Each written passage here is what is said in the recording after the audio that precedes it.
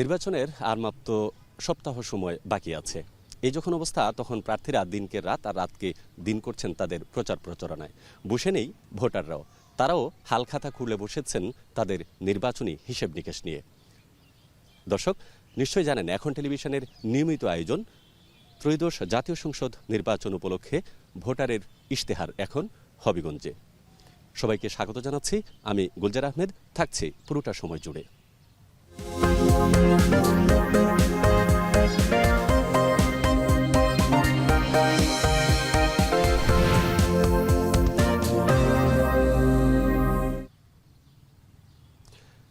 নিশ্চয়ই জানেন, আসলে আমাদের যে অনুষ্ঠান, এটার মূল উদ্দেশ্য দেশের গণতান্ত্রিক ব্যবস্থার যে আমূল পরিবর্তন হচ্ছে এবং জাতীয় সংসদ নির্বাচন। এখানে স্থানীয় ভোটার কি চান আর প্রার্থীরা কি করতে চান, এই সকল হিসেব নিকেশ নিয়ে আমাদের আজকের আয়োজনে কথা বলার জন্য উপস্থিত আছেন। আমি পরিচয় করিয়ে দিচ্ছি অতিথিদের। আমার ডানে রয়েছেন জনাব এনামুল হক সেলিম, তিনি যুগ্ম আহ্বায়ক, জেলা বিএনপি হবিগঞ্জ। আমার ঠিক বামে আছেন নজরুল ইসলাম, তিনি সহকারী সেক্রেটারি বাংলাদেশ জামায়াতে ইসলাম হবিগঞ্জ। আমার ডান পাশে আছেন জনাব শামসুল হুদা, তিনি সেক্রেটারি ইসলামী আন্দোলন বাংলাদেশ। আর সব শেষে যিনি আছেন তিনি হচ্ছেন মনসুর উদ্দিন আহমেদ কামাল, প্রতিষ্ঠাতা সভাপতি হবিগঞ্জ জেলা প্রেস ক্লাব। শুরুতেই আমরা আলোচনা করতে চাই জনাব সেলিম, আপনার কাছে প্রশ্ন। আপনি জানেন যে হবিগঞ্জ 4টি আসন রয়েছে। এই 4টি আসনের মানুষের আসলে সংকটের শেষ নেই। আমরা যদি বলি, নগর অব্যবস্থাপনা, অপরিচ্ছন্নতা এবং পানির যে সংকট, নদী দখল, দূষণ এবং কর্মসংস্থানের বিশাল একটা অভাব আছে। প্রেক্ষাপট পরিবর্তনের সাথে সাথে আপনার রাজনৈতিক দল বিএনপি নানানভাবে কর্মযজ্ঞ চালিয়ে যাচ্ছেন, ভোটারদের কাছে টানার জন্য নানান প্রতিশ্রুতি দিচ্ছেন। এবারের নির্বাচনে অতীতের সকল নির্বাচন থেকে ভিন্নতা কি রয়েছে আপনাদের দলের? বিশেষ করে সাধারণ জনগণের জন্য আপনারা কি করছেন? ইতিমধ্যে ধন্যবাদ। হবিগঞ্জের জনগণের পক্ষ থেকে আপনাদের এই অনুষ্ঠানের মাধ্যমে দেশবাসীকে ধন্যবাদ জানাচ্ছি। আপনারা নিশ্চয়ই অবগত আছেন, বিগত প্রায় 15 বছর যাবৎ আমাদের নেতা জননেতা জনাব তারেক রহমানের উপরে কি পরিমাণ নির্যাতন করা হয়েছে এই ফ্যাসিস্ট সরকারের আমলে। যাই হোক, জুলাই আগস্টের মধ্য দিয়ে এই দেশের আপামর ছাত্র জনতা নেতৃত্বে এই স্বৈরাচারের পতনের পর আমাদের প্রেরণার উৎস এই তরুণ প্রজন্মের অহংকার। আশা করি ভবিষ্যৎ নেতৃত্ব জননেতা তারেক রহমানের নেতৃত্বে ইতিমধ্যে আমাদের নির্বাচনী ইশতেহার ঘোষণা করা হয়েছে। আমাদের 31 দফা জনগণের কল্যাণে ঘোষণা করা হয়েছে ইতিমধ্যেই।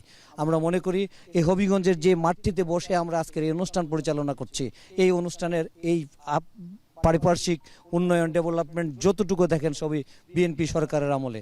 বিএনপি যতবার অতীতের কথা যাচ্ছে না, আমরা বলছি বর্তমান প্রেক্ষাপটে আপনারা পরিবর্তনের ছোঁয়ায় কি কি তথ্য সংযোজন করছেন বা কি পরিবর্তনের জন্য, জনগণের কল্যাণের জন্য কোন কোন পরিবর্তন? জনগণের কল্যাণের জন্য ইতিমধ্যে আমাদের 31 দফা ঘোষণা করা হয়েছে। 31 দফার মধ্যেই বাংলাদেশের জনগণের সার্বিক কল্যাণ নিহিত আছে। তারপরে আমরা বেসিকভাবে হবিগঞ্জ জেলার যে সমস্যাগুলো, চিকিৎসা সমস্যাকে আমরা প্রথম অগ্রাধিকার দেব। হবিগঞ্জের যে চিকিৎসা স্বাস্থ্য সেবার যে দুরবস্থা তৈরি করেছে বিগত পতিত স্বৈরাচার, হবিগঞ্জের বিশেষ করে হবিগঞ্জ শহরের জেলা শহরের যানজটের যে দুরবস্থা, অবৈধ বিভিন্ন লাইসেন্স দিয়ে অবৈধ টমটম গাড়ি, বিভিন্ন গাড়িতে হবিগঞ্জ নগরের শৃঙ্খলা সেটা করব। ধন্যবাদ আপনাকে। আসবো আমরা একই প্রশ্ন করতে চাই জনাব নজরুল ইসলাম, খুব সংক্ষেপে আসলে আপনার ধন্যবাদ বলবেন। ধন্যবাদ এখন টেলিভিশনকে, হবিগঞ্জের সকল মানুষকে ধন্যবাদ আজকের এই সুন্দর আয়োজন। আমি বলতে চাই, আমার সংগঠন বাংলাদেশ জামাত ইসলামী হবিগঞ্জের মানুষের জন্য যেগুলো চিন্তা করেন। হবিগঞ্জ জেলায় 24 লক্ষ মানুষের বসবাস। হবিগঞ্জের জেলা সদর যে হাসপাতালটা, সেটা অত্যন্ত জরাজীর্ণ এবং আমাদের অসুস্থ রোগীদের সেবা নেওয়ার জন্য যে জরুরি প্রয়োজন, যে চিকিৎসা সেবা, তার কিছুই নাই সেটা বলা যায় হবিগঞ্জের হাসপাতালে। আমার সংগঠন যদি এই দেশ পরিচালনার বার পায়, আমরা হবিগঞ্জের আধুনিক সদর হাসপাতালকে আমরা স্বাস্থ্য ব্যবস্থা আমূল পরিবর্তন করব। হবিগঞ্জ সরকারি মেডিকেল কলেজ যেটা, যার এখনো নিজস্ব ক্যাম্পাস নাই, আমরা সেটার একটা ক্যাম্পাস, সুন্দর ভালো জায়গায় একটা ক্যাম্পাস প্রতিষ্ঠা করার জন্য নিজস্ব ক্যাম্পাস প্রতিষ্ঠা করার চেষ্টা করব। হবিগঞ্জে কৃষি বিশ্ববিদ্যালয় প্রতিষ্ঠিত হয়েছে, তারও এখন পর্যন্ত নিজস্ব ক্যাম্পাস নাই, আমরা সেই ক্যাম্পাসের ব্যবস্থা করব। হবিগঞ্জ শহরে মানুষ জলাবদ্ধ অবস্থায় বসবাস করেন, একটু বৃষ্টি হইলে মানুষের অনেক কষ্ট হয়। হবিগঞ্জ শহরের জলাবদ্ধতা দূরকরণের জন্য আমরা চেষ্টা করব। হবিগঞ্জের বিশাল একটা অংশ জুড়ে চা শ্রমিকরা আছেন, তাদের জীবনমান উন্নয়নের জন্য চেষ্টা করব, তাদের সন্তানদের উচ্চশিক্ষার ব্যবস্থা করব। হবিগঞ্জের বিশাল একটা পর্যটন এরিয়া রয়েছে, আমরা যদি রেমাকালাঙ্গা বনবুট বলি, সাতছড়ি বলি, হবিগঞ্জের হাওর অঞ্চল বলি, এই সকল পর্যটন স্পটগুলোকে আমরা ভালো যোগাযোগের ব্যবস্থায় আওতায় এনে ধন্যবাদ, অনেক মানুষের জন্য প্রশ্ন কাজ আপনি করার চেষ্টা উত্তর করব। দিয়েছেন, আমরা আরো শুনবো আপনার কাছ থেকে। আমরা একটু চলে যেতে চাই জনাব শামসুল হুদা, একই প্রশ্ন যদি আপনাকে করি, খুব কম সময়ের মধ্যে আপনার দলীয় ভাবনাটুকু আপনি প্রকাশ করবেন। আসসালামু আলাইকুম রহমতুল্লাহ, নাহমাদু ওয়া নুসাল্লি আলা রাসূলিল কারীম। ইসলামী আন্দোলন বাংলাদেশ হবিগঞ্জ জেলা শাখার পক্ষ থেকে সম্মানিত সকল শ্রোতাবৃন্দের প্রতি অভিনন্দন জানাচ্ছি। আমরা আসলে দেখছি বাংলাদেশ স্বাধীন হয়েছে বিগত 54 বছর হয়েছে। 54 বছর আমরা বিভিন্ন সরকারের শাসন দেখেছি, তাদের অবস্থা সম্পর্কে আমরা পর্যালোচনা করছি। এদেশের মানুষ 5ই আগস্টের গণ অভ্যুত্থানের মাধ্যমে একটি পরিবর্তন চায়। আমরা দেখেছি এই পরিবর্তন চায় মানুষ, যে আমাদের দেশের যে প্রধান যে সমস্যাটা হচ্ছে সেটা হচ্ছে দুর্নীতি, দুঃশাসন, দখল মুক্ত, চাঁদাবাজ মুক্ত, সন্ত্রাস মুক্ত, মাদক মুক্ত একটা নিরাপদ নগরী গড়ে তোলা। অত্যন্ত দুঃখের বিষয়, আমরা হবিগঞ্জ জেলার এই হবিগঞ্জ 3 আসনের আমি গত পরশুদিন গিয়েছিলাম আমাদের লাখাই উপজেলার 1 নম্বর লাখাই ইউনিয়নে, এটাকে বলে শিবপুর এবং কামালপুর। জনাব শামসুল হুদা, আমরা উদাহরণে যাচ্ছি না, আপনার যে চিন্তা ভাবনা আপনি বলেছেন, আসবো আপনার কাছে, আবারও আসবো। আমরা একটু জনাব ইকবাল আপনার কাছে, আসলে মনসুরউদ্দিন আহমেদ ইকবাল আপনার কাছে জানতে চাই, 3 জন দলীয় যারা এখানে দলীয় প্রতিনিধি হিসেবে উপস্থিত হয়েছেন, তারা বলেছেন এই জায়গায় খুব সংক্ষেপে আপনি যদি বলেন আর কি কি যুক্ত করা যায়। জি ধন্যবাদ। এখানে অপর 3 জন বক্তা যা বলেছেন সেটা আমাদের কমন সমস্যা, হবিগঞ্জের সমস্যা কমন। তো দীর্ঘদিন যাবত আমরা দেখে আসছি যে আমাদের খোয়াই প্রকল্প নিয়ে একটা সমস্যা ছিল, 76 সালে শুরু হয়েছিল, প্রজেক্ট শেষ হয় নাই। ইতিমধ্যে এই খোয়াই প্রকল্প বাস্তবায়ন করতে গিয়ে শহরের দিকে যে মানে খোয়াইয়ের পরিত্যক্ত অংশ প্রায় 3 কিলোমিটার অংশ অবৈধ দখলদারদের কবলে চলে গেছে, এর একটা বড় অংশ। এটা উদ্ধার আমাদের একটা বহুদিনের দাবি, এবং এই নদীকে বিউটিফিকেশন সুন্দরভাবে এটাকে সাজানো যায়। তারপরে এখানে মেডিকেল কলেজের কথা বলা হয়েছে, মেডিকেল কলেজের যে ক্যাম্পাস হয় নাই বা স্থায়ী অবকাঠামো, স্বাস্থ্য শিক্ষা আসছে, এর বাইরে জি। আপনার আসলে চিন্তা ভাবনা আর কি আছে? চিন্তা ভাবনা বলতে হবিগঞ্জকে তো একটা পর্যটন জেলায় রূপান্তরিত করা সম্ভব, উপযুক্ত এর বাইরেও তো আরেকটা ইন্ডাস্ট্রিয়াল এরিয়া হিসেবে এবং এখানে এই গড়ে যে উঠেছে, এবং ইন্ডাস্ট্রি জামাতের জি। যিনি প্রতিনিধিত্ব করছেন তিনি জি। বনের কথা বলেছেন, বনায়নের কথা বলেছেন। জি। এগুলোতে আসলে মৌলিক কি পরিবর্তন আনা সম্ভব?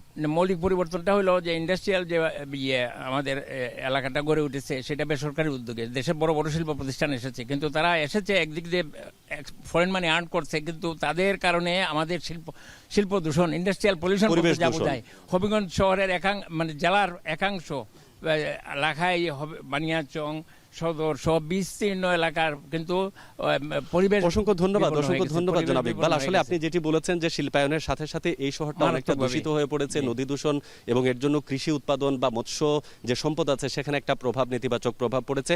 আমরা শুনবো এই হবিগঞ্জের সমস্যা সংকট নিয়ে। এখন আপাতত ছোট একটা বিরতিতে যাচ্ছি, সবাই আমাদের সাথেই থাকুন।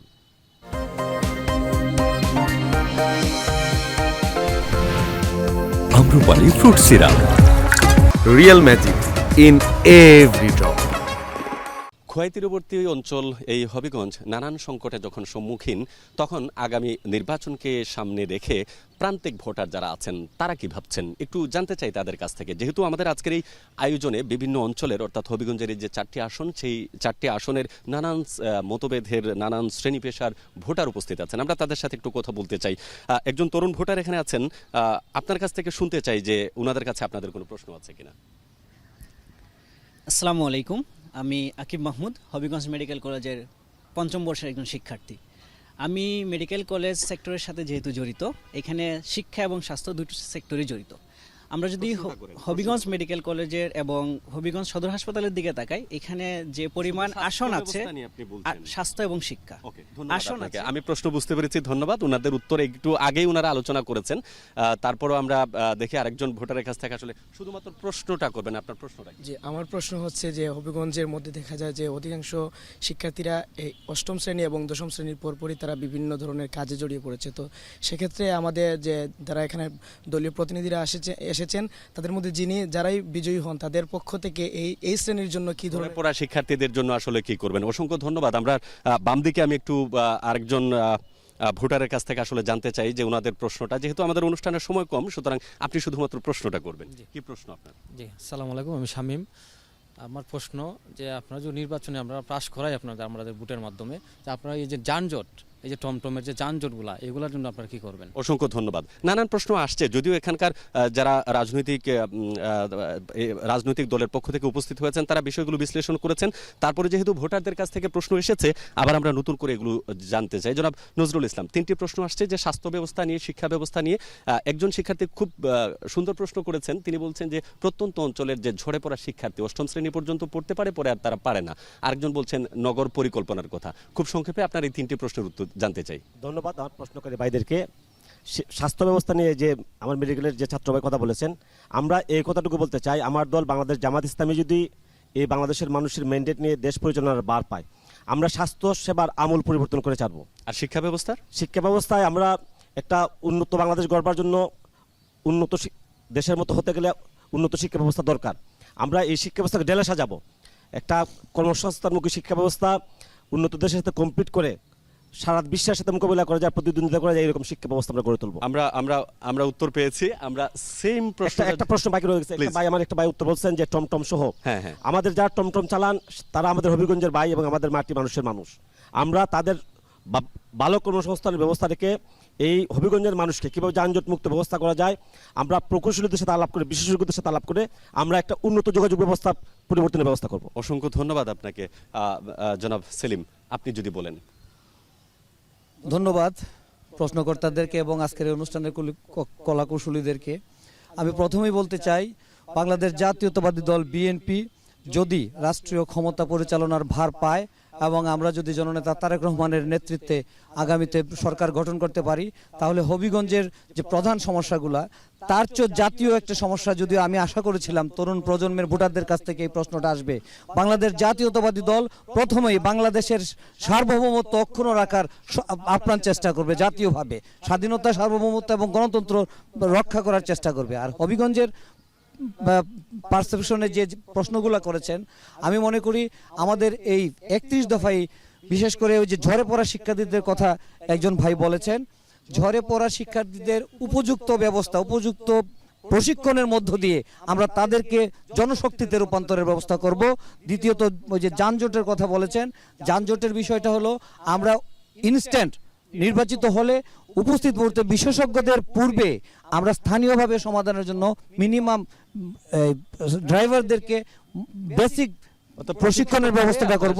আর যেটা হবিগঞ্জের প্রধান সমস্যা, আমরা এখনো মনে করি অনেক সমস্যার মধ্যে আমরা নিঃসন্দেহে হবিগঞ্জে একটা পর্যটন এরিয়া করব। স্বাস্থ্য সেবার কথাটা যে বলেছি, হবিগঞ্জে আধুনিক স্বাস্থ্য সেবার প্রাথমিক সূচনা হয়েছিল জননেতা সাইফুর রহমানের মধ্য দিয়ে। এটা হবিগঞ্জের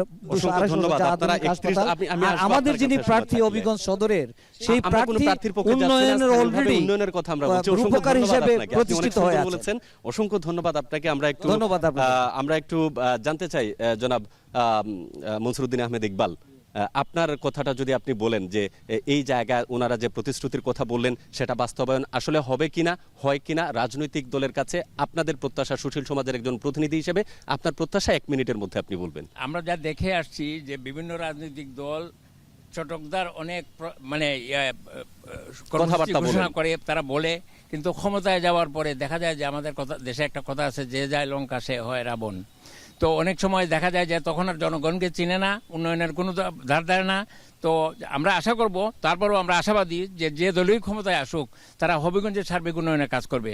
আর এখানে বর্তমানে যে এই নির্বাচনে যারা আছেন পার্টিসিপেন্টস রাজনৈতিক দল, তারা তো সহমতের, তারা এক যুগে মানে রাজপথে ছিলেন স্বৈরাচার উৎখাতের ব্যাপারে।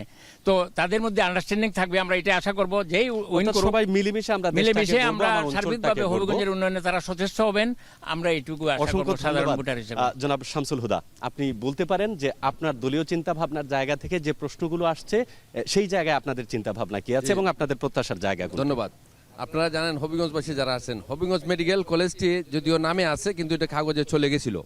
এটা আমি সহ হবিগঞ্জবাসীর নেতৃত্বে আমরা এই মেডিকেল কলেজটি রক্ষা করেছি নির্বাচিত হওয়ার আগেই।